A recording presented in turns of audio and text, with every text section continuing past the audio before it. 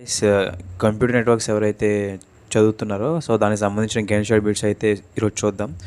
So చాలా important అనమాట. I think 10 marks వరకు వచ్చే ఛాన్స్ అయితే ఉంటుంది. సో ఎవ్రీ 1 మార్క్ కూడా కౌంట్ అవుతుంది కాబట్టి చెప్తున్నా, కంప్యూటర్ నెట్వర్క్స్, డిజిటల్ ఎలక్ట్రానిక్స్ ఈ రెండు సబ్జెక్ట్స్ మాత్రం బాగా చూడండి. మంచి స్కోర్ అయితే చేయగలుగుతారు అనమాట. ఓకేనా?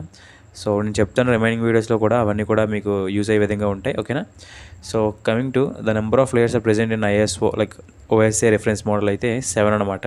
సో ముఖ్యంగా ఏంటి అంటే ఈ ఓఎస్ఐ మోడల్ ఏదైతే ఉందో ఈ మోడల్లో మొత్తం 7 లేయర్స్ ఉంటాయి.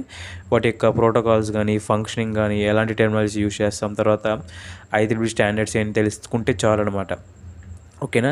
సో నేను కంటిన్యూస్గా ఈ 7 ఏవైతే ఉన్నాయో వీటి గురించి అయితే ఖచ్చితంగా వీడియోస్ చేస్తాను. డెఫినెట్గా మీకు వాటి మీద మంచి గ్రిప్ వచ్చి మీరు ఎగ్జామ్లో మంచి స్కోర్ చేసే విధంగా చూసుకుంటాను. ఓకేనా? ఇంకొకటి ఏంటి అంటే మ్యాక్సిమం ఈ అన్ని వీడియోస్ అయిపోయాక లైక్ ఒక 8 వీడియోస్ వస్తాయి. ఆ 8 వీడియోస్ అయిపోయాక మీకు ఫైనల్గా టెస్ట్ అయితే పెడతాను అనమాట. సింపుల్గానే ఉంటుంది అది కూడా. సో అక్కడ మీరు టెస్ట్కి ఆన్సర్ కీస్ కూడా నేను కావాలంటే మీకు ప్రొవైడ్ చేస్తాను.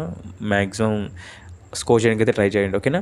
So coming to second one. So how many layers are present in the internet protocol stack, that is TCP/IP model అనమాట.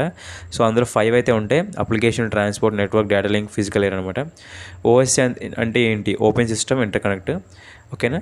సో ఇది మీకు కొద్దిగా క్లియర్గా ఉండాలని చెప్పించాను. ఫిజికల్ లేయర్, కేబుల్స్ ఇవన్నీ ఉంటాయి.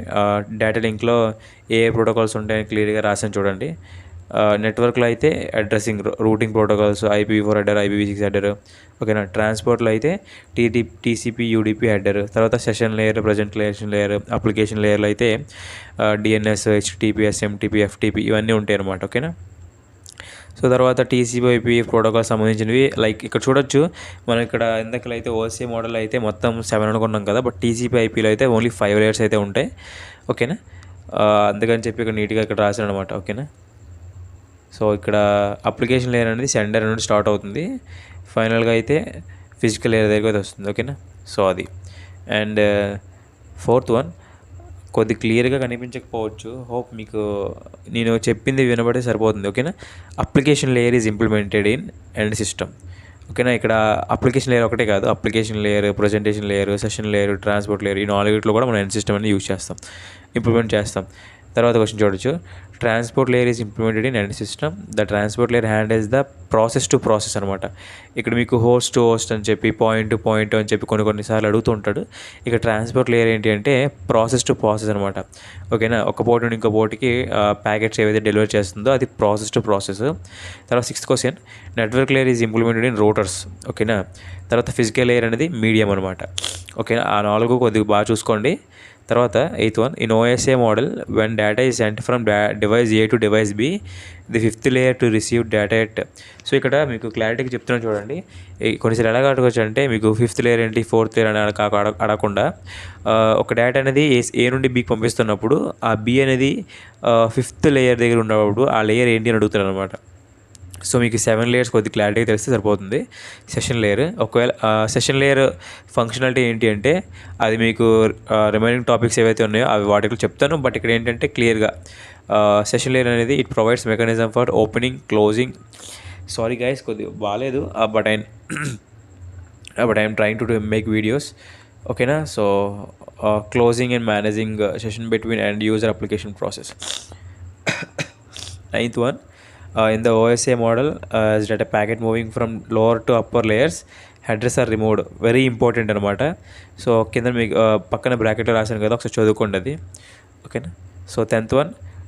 TCP/IP model doesn't have session and presentation layer. ఎందుకంటే only 5 మాత్రమే ఉంటాయి, అందులో 2 లేయర్స్ అయితే ఉండవు అనమాట, అవి ఇవే.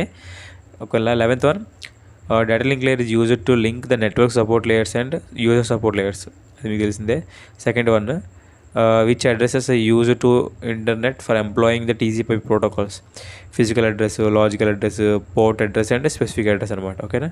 Application layer provides the services to the user. 14th one. Port address is used to identify a process on a host by the transport layer. 15th one. Transport layer is responsible for process to process delivery in a general network model. 16th one. Transmission data rate is delivered by physical layer. 17th one. Physical layer deals with cables like optical fibers and twisted pair cables. 18th one designing goals of TCI model. అంత important కాదు, but తెలుసుకుంటే better.